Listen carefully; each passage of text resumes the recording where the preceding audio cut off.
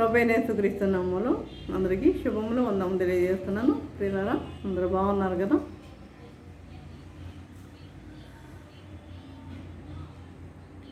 చూడండి, రాజుల మొదటి గ్రంథం 3వ అధ్యాయము 7వ వచనం నుంచి చదువుతున్నాను. నా దేవా యెహోవా, నీవు నా తండ్రి అయిన దావీదుకు బదులుగా నీ దాసుడినైన నన్ను రాజుగా నియమించి ఉన్నావు. అయితే నేను బారులను కార్యములు జరుపుటకు నాకు బుద్ధి చాలదు. నీ దాసుడినైన నేను నీవు కోరుకున్న జనుల మధ్య ఉన్నాను. వారు విస్తరించి ఉన్నందున వారిని లెక్కపెట్టుటయు వారి విశాల దేశమును తనిఖీ చేయుటయు అసాధ్యము. ఇంత గొప్పదైన నీ జనమునకు న్యాయము తీర్చగలవాడు ఎవ్వడు? కాబట్టి నేను మంచి చెడ్డలు వివేచించి నీ జనులకు న్యాయం తీర్చినట్లు నీ దాసుడనైన నాకు వివేకం గల హృదయము దయచేయము. సొలొమోను చేసిన ఈ మనవి ప్రభువుకు అనుకూలమైన గనక దేవుడు అతనికి ఈలాగూ సెలవిచ్చాను. దీర్ఘాయువునైనను ఐశ్వర్యంనైనను శత్రువుల ప్రాణంనైనను అడగక న్యాయములను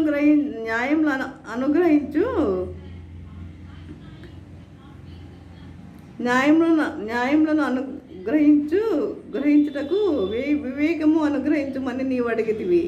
నీవు ఇలాగను అడిగినందున నీ మనవి ఆలకించుచున్నాను. బుద్ధి వివేకము గల హృదయం నీకు ఇచ్చుచున్నాను.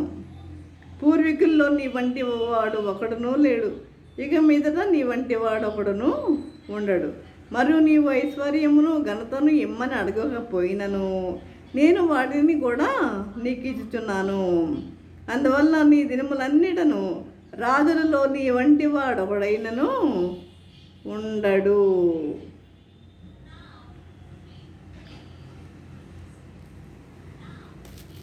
ప్రభునందు ప్రియులారా, ఈరోజు సొలొమోను రాజు గురించి మనము కొన్ని విషయాలు బ్రీఫ్గా చెప్పుకుందాం. చూడండి, దేవుని వాక్యంలో సొలొమోను మహారాజు రాజయ్యాడు.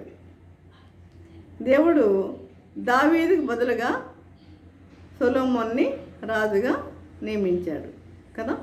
రాజు అయినప్పుడు దేవుడు అతనికి 2 సార్లు ప్రత్యక్షమైనట్లుగా వ్రాయబడింది. ఆయన రాజు అయ్యాడు. ఏం కోరుకున్నాడో కూడా మనం ఇప్పుడు చదువుకున్నాం.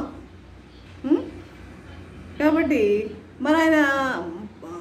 మరి సొలొమోనుకి దేవుడు 2 సార్లు ప్రత్యక్షమైనట్లుగా మనం ఇక్కడ చూస్తున్నాం. మొదటిసారి ప్రత్యక్షమైనప్పుడు నీకు ఏమి కావాలో కోరుకోమని దేవుడు చెప్పాడు. నీకు ఏమి కావాలి అని కోరుకోమని దేవుడు చెప్పాడు. దీన్ని బట్టి రాజైన సొలొమోను దేవునితో ఎంత దగ్గరగా సహవాసం చేస్తున్నాడో మనం అర్థం చేసుకోవచ్చు. నీకేం కావాలి? మనల్ని కూడా దేవుడు ఒకవేళ మనకి ప్రత్యక్షమయ్యి నీకేమి కావాలి అంటే మనం ఏం అడుగుతామండి? జ్ఞానం అడుగుతామా? మనం ఏం అడుగుతాం?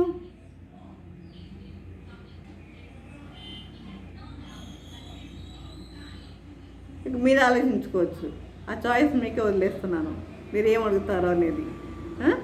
కాబట్టి ఏమి కావాలో కోరుకోమని దేవుడు చెప్పాడు. దీన్ని బట్టి రాజైన సొలొమోను దేవునితో ఎంత దగ్గరగా సహవాసం చేస్తున్నాడో, అంటే అంత దగ్గరగా సహవాసం చేస్తున్నాడు కాబట్టి సొలొమోనుకి ప్రత్యక్షమయ్యాడు దేవుడు. సొలొమోనుకి ప్రత్యక్షమయ్యాడు. నీకేమి కావాలో కోరుకో అంటున్నాడు. కాబట్టి అయితే విచారం ఏంటంటే సొలొమోను రాజ్యం బలపడింది. ఆయన రాజ్యము బలపడిన తర్వాత దేవుడు తనకు నలుదిక్కుల సమాధానాన్ని అనుగ్రహించిన తరువాత నలుదిక్కుల సొలొమోను రాజ్యములో యుద్ధాలు అనేవే లేవు. అదే దావీదు పరిపాలించినప్పుడు ఆయన 40 years దావీదు కూడా పరిపాలించాడు. ఆయన ఆ యుద్ధవీరుడు, దావీదు యుద్ధవీరుడు. అందుకే కదా మరి దావీదు నేను మరి ఏది మందిరం కడతానా అని అన్నప్పుడు ఏమన్నాడు? నీ చేతులు రక్తము ఒలికించిన చేతులు, నీ కుమారునితో నేను కట్టించుకుంటాను అన్నాడు కదా. అందుకనే సొలొమోనుతో కట్టించుకున్నాడు పిల్లారా. మరి ఇక్కడ దేవుడు తనకి నలుదిక్కుల సమాధానాన్ని అనుగ్రహించాడు. ఇక ఏ అసమాధానం అనేది ఏమి లేదు అక్కడ. అది చెప్పాం కదా, యుద్ధాలు అనేవి ఆయన రాజ్యములో లేవు, సొలొమోను రాజ్యములో. కనుక తర్వాత అన్య స్త్రీలను రాకుమార్తెలను వివాహము చేసుకొని దేవునికి దూరం అయిపోయాడు. అన్య స్త్రీలను రాకుమార్తెలను వివాహం చేసుకొని దేవునికి దూరం అయిపోయాడు. అందుకే పెళ్ళి చాలా ప్రాముఖ్యమైనది. ఇప్పుడు నేను చెప్తున్నది వివాహం గురించి. పెళ్ళి చాలా ప్రాముఖ్యమైనది. ముందేం కోరుకున్నాడు? నాకు జ్ఞానం చాలు, ఏమి వద్దు, పరిపాలించడానికి జ్ఞానం చాలు అని అడిగాడు. అడిగితే దేవుడు ఏం చేశాడు? అన్నీ ఇచ్చాడు, సమస్తం సమకూర్చాడు. ఐశ్వర్యము, ఘనత అన్నీ ఇచ్చాడు. ఇవంటి రాజు ఇంకా ఎవరు ఉండడు అని కూడా చెప్పాడు. మరి ఈ తర్వాత ఏం చేశాడు? ఈ యొక్క మరి రాకుమార్తెల్ని అందరినీ కూడా వివాహం చేసుకోవడము మొదలుపెట్టాడు. పెళ్ళిళ్ళ విషయంలో తప్పుడు నిర్ణయాలు తీసుకుంటే ఏమైపోతుంది? జీవితం స్పాయిల్ అయిపోతుంది, తప్పుడు నిర్ణయాలు తీసుకుంటే. కాబట్టి పెళ్ళిళ్ళు చేసుకునేటప్పుడంట అటు 7 తరాలు ఇటు 7 తరాలు ఆలోచించి చేసుకోవాలంట. అటు 7 తరాలు ఇటు 7 తరాలు చూసుకొని చేసుకోవాలట ప్రియులారా. పెళ్ళంటే ఏంటి? 100 ఏళ్ళ పంట. జీవితం అంతా భర్తతో ఆ స్త్రీ గడపాలి. భార్యాభర్తలు అన్యోన్యంగా జీవించాలి. ఆమె ఇక్కడికి వస్తుంది. ఎక్కడికి? అత్తగారింటికి వస్తుంది స్త్రీ. భార్య భర్త దగ్గరికి వస్తుంది. వేరే కుటుంబం. అవన్నీ అక్కడ ఉన్నవన్నీ ఏమో ఈమెకి కొత్తగా ఉంటాయి. మరి ఇక్కడికి వచ్చిన తర్వాత మరి భర్త ఎలా ఉన్నాడు? ప్రేమగా చూస్తున్నాడా? అయితే అత్త మామల ప్రేమలు ఉన్నాయా? వారందరూ ఏ విధంగా ఎలా చూస్తున్నారు? వారి యొక్క ప్రేమ ఎలా ఉంది ఆమె పట్ల? ఇవన్నీ చాలా ఇంపార్టెంట్ స్త్రీకి. లేకపోతే ఆమె అక్కడ ఉండటం కూడా కష్టమవుతుంది. కాబట్టి అందుకే అంటున్నారు. కాబట్టి పెళ్ళిళ్ళు చేసిన విషయంలో చాలా మంచి నిర్ణయాలు మనము తీసుకునే వారిగా ఉండాలి. గబగబా పెళ్ళి అని చెప్పి గబగబా చేసుకునేటట్టుగా మనం ఉండకూడదండి. కనుక మరి ఆయన యొక్క క్యారెక్టర్ ఎట్లాంటిదో మనకు తెలీదు, ఈమె ఎలా ఉంటుందో తెలీదు. ఇద్దరికి మ్యూచువల్ అండర్స్టాండింగ్ ఉందో లేదో కూడా మనకి తెలీదు. వాళ్ళు ఎలా ఉంటున్నారో తెలీదు. ఇవన్నీ మనకు తెలీదు.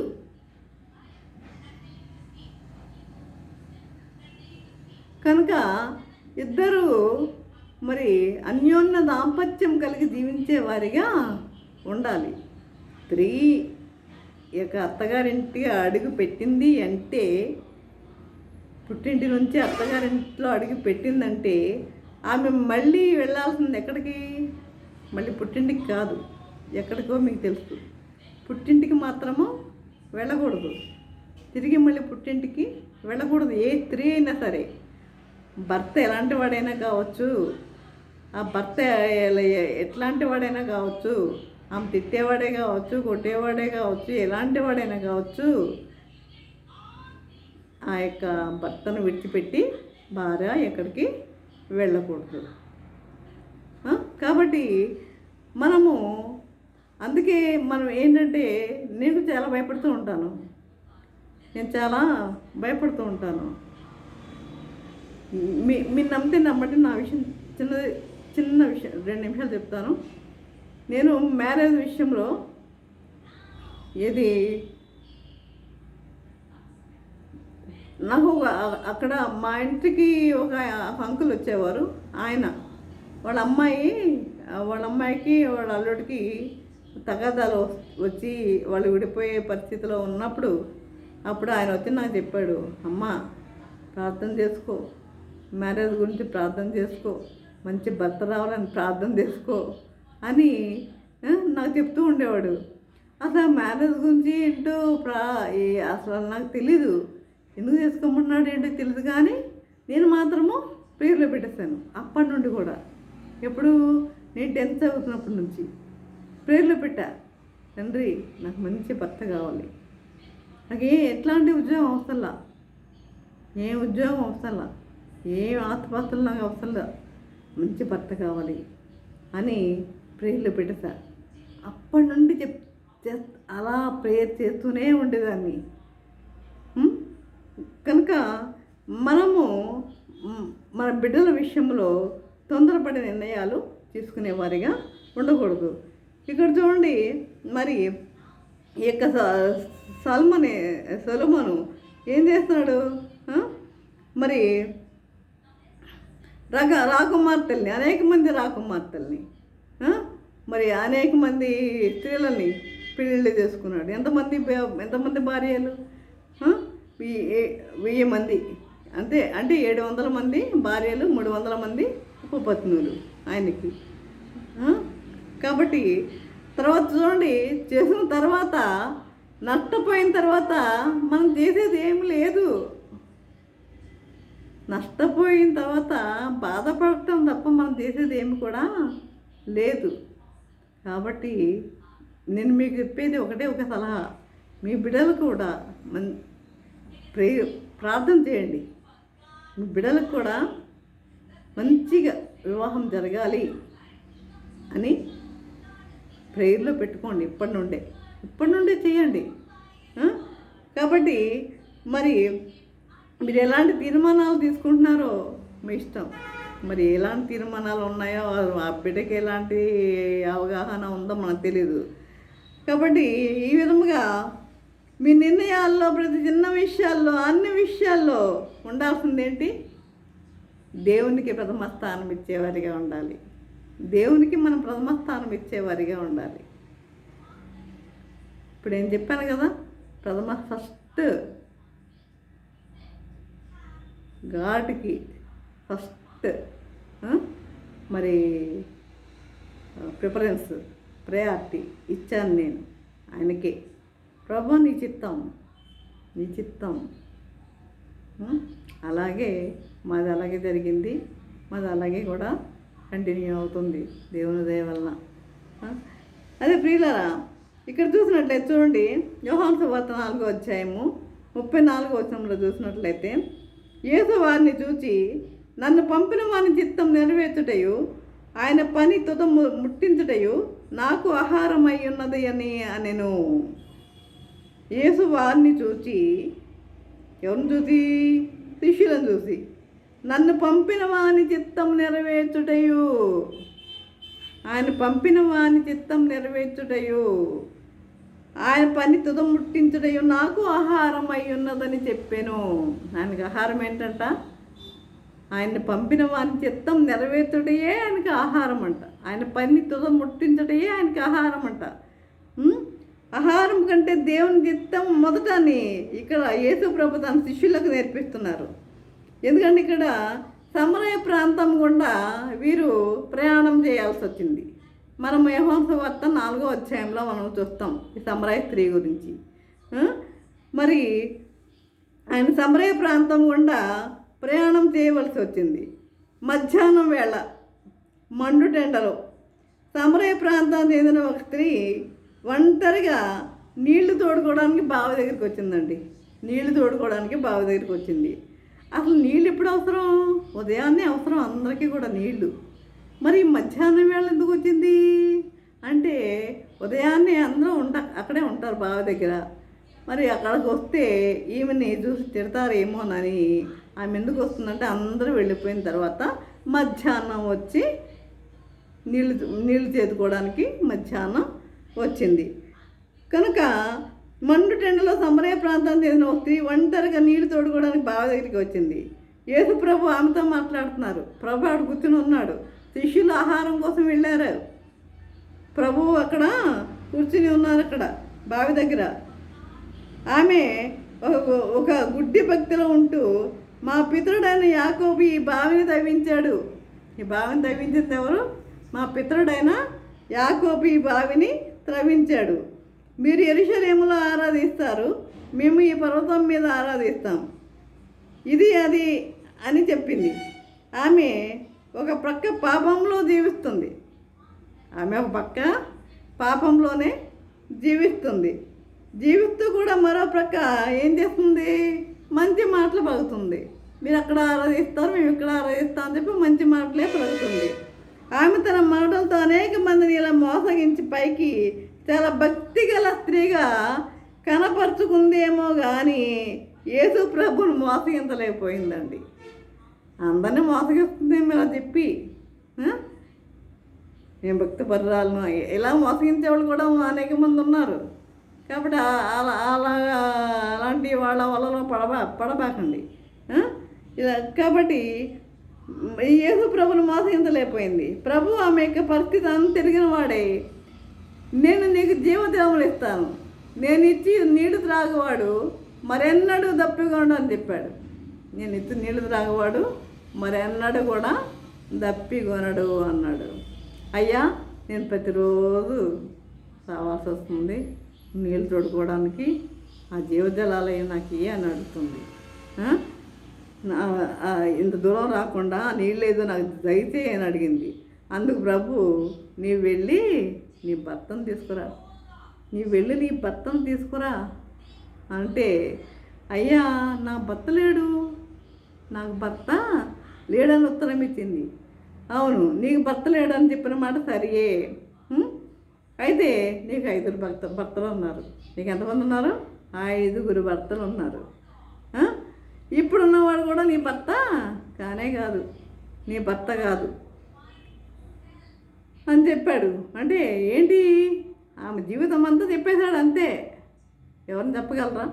మామూలు మనుషులు ఎవరిని చెప్పగలరా? ఆమె జీవితం అంతా చెప్పేశాడు. సత్యమే చెప్పావు అన్నాడు.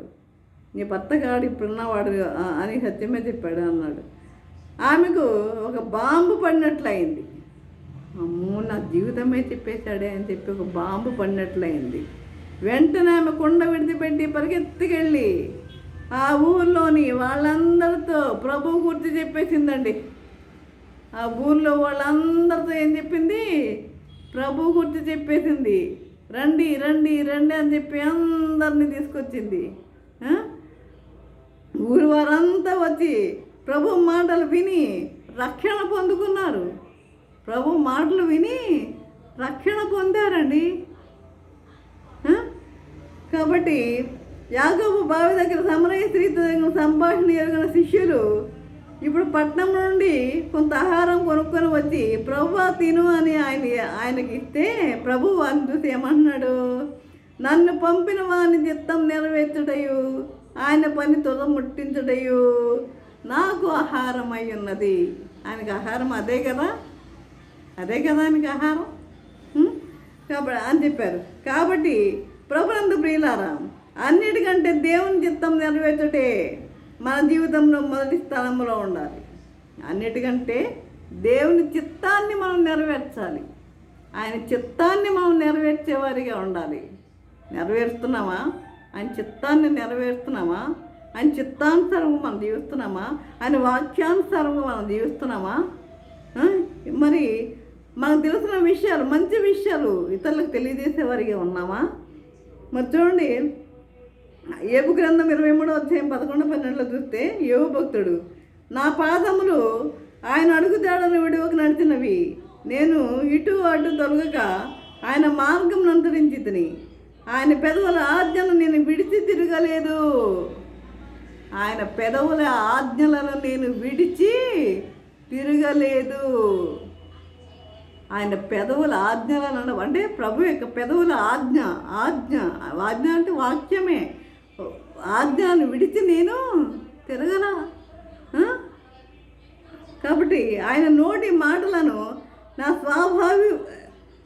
స్వాభిప్రాయం కంటే ఎక్కువగా ఎంచితిని అంటున్నాడు. అంటే నాకు అవసరమైన ఆహారం కంటే దేవుని మాటలన్నీ నేను ఎక్కువగా ఎంచుచున్నాను అని తెలియజేస్తున్నాడు. అంటే ఈయనకు కావాల్సిన ఆహారం కంటే ఏమి ఎక్కువగా ఎంచుతున్నాడు? దేవుని యొక్క మాటలనే ఆయన ఎక్కువగా ఎంచుతున్నాడు. దేవుని యొక్క మాటలనే మనం ఏది ఎక్కువగా ఎంచుకుంటున్నాం? కాబట్టి మన జీవితాల్లో అన్నిటికంటే ఎక్కువగా దేవుని వాక్యాన్ని మనం ఎంచుకోవాలి. ఈ నూతన సంవత్సరంలో నూతన తీర్మానాలతో అన్ని విషయాల్లో దేవుణ్ణి మనం ఏం చేయాలి? మొదటి స్థానంలో పెట్టాలి. మొదటి స్థానంలో పెట్టేవారిగా ఉండాలి. మొదటి స్థానంలో పెట్టేవారిగా ఉండాలి ప్రియులారా. కనుక మన జీవితాలు ఆ విధముగా ఉండాలి. చూడండి, ఈ యొక్క అసలు ఈ జీవితము ఏ నిమిషము ఏమైపోతుందో తెలియని జీవితం, అశాశ్వతమైన జీవితం కదా. కాబట్టి మనం ఏమి తీసుకెళ్తాము ఈ లోకం నుండి? తీసుకెళ్ళేది ఏమి లేదు, ఏమీ తీసుకురాలేదు కదా. మనకి ఎగ్జాంపుల్ ఏవు భక్తుడే. అన్ని సమస్తము పోగొట్టుకున్నా కూడా యెహోవా ఇచ్చెను, యెహోవా తీసుకొనెను అలా అనేవాళ్ళు ఎవరన్నా ఉన్నారా ఈ లోకంలో? యెహోవా ఇచ్చాడు, యెహోవాయే తీసుకున్నాడు. ఇది బాధపడాల్సిన పని ఏంటి? నేను దిగంబరిగా వచ్చాను, దిగంబరిగానే వెళ్తాను. దిగంబరులుగానే మనం వచ్చాము, మనం వెళ్ళే దిగంబరులుగానే వెళ్తాం. ఇంకా దేనికి ఈ లోకంలో కావాల్సిన వాటికి ఆశపడతాం? ఎందుకు ఆశలని ఎందుకు మనకి? కాబట్టి ఇవన్నీ వదిలిపెట్టి ఈ లోక సంబంధమైన ఆశలన్నీ విడిచిపెట్టి నాకు ఒక్కసారి విడిచిపెట్టండి. ఒక్కోసారి నాకు కొంతమంది లోకంలో ఉంటున్నారు, కొంతమంది దేవుళ్ళలోనే కూడా ఉంటున్నారు. అనేక మందిని నేను చూసి బాధపడుతూ ఉంటాను. వాళ్ళంటే ఒకసారి కొంతకాలం ఎదిరించా. వాళ్ళంటే వాళ్ళకేమో కోపం వస్తుంది ఏదన్నా అడిగితే. కానీ ఆ విధంగా ఉండకండి. ఒకవేళ మీకు నష్టం ఇప్పుడు జరగకపోవచ్చు, తర్వాత దేవుని యొక్క తీర్పు ఉంది మనకి. ఆ తీర్పుని మర్చిపోవద్దు. దేవుని న్యాయ సింహాసనం ఎదుట మనం అందరం కూడా నిలబడి ఉండాలి ప్రియులారా. కాబట్టి దేవుని యందు మనం భయభక్తులు కలిగి జీవించే వారిగా ఉండాలి. దేవుని బిడ్డలుగా మనం జీవించే వారిగా ఉండాలి. ఆయన యొక్క వాక్యానికి మనం ఫస్ట్ ప్రయారిటీ మనం ఇచ్చేవారిగా ఉండాలి. ఆయన ఆజ్ఞలను మనం పాటించేవారిగా ఉండాలి. ఆయన ఆజ్ఞలను విడిచి తిరగలేదు అంటున్నాడు. ఆయన ఆజ్ఞలను మనం విడిచి తిరగకుండా ఉండేవారిగా ఉండాలి ప్రియులారా. అలా జీవించాలని ప్రభు కోరుకుంటున్నాడు. కాబట్టి ఈ విధంగా జీవించడానికి పరిశుద్ధాత్మ దేవుడు సహాయం చేసి నడిపించునుగాక. ఆమేన్. ప్రార్థన చేసుకున్నాం. పరిశుద్ధుడా, ప్రేమగల తండ్రి, నీ పరిశుద్ధ పాదము స్తోత్రము దేవా. ప్రభా తండ్రి, ఇంతవరకు నేను ప్రభా ఈ వాక్యంలో తండ్రి మాతో మాట్లాడిన విధానం బట్టి నాయన మీకు వందనం తెలియజేసుకుంటున్నాను ప్రభా. తండ్రి ఇదిగోనైనా మరి మీరు ప్రతి విషయంలో తండ్రి మీకు ఫస్ట్ ప్రయారిటీ ఇవ్వాలని మీరు తెలియజేస్తున్నారు నాయన ప్రభా. నిజమే తండ్రి, మీరు లేని జీవితమే కాదు నాయన ప్రభా తండ్రి. కాబట్టి తండ్రి నీ యందు మేము భయభక్తులు కలిగి మేము జీవించేవారిగా ఉండాలనే ప్రభా తండ్రి. నీ వాక్యమును మేము విడిచిపెట్టకుండా తండ్రి నీ వాక్యానుసారంగా మేము జీవించేవారిగా ఉండాలనే ప్రభా.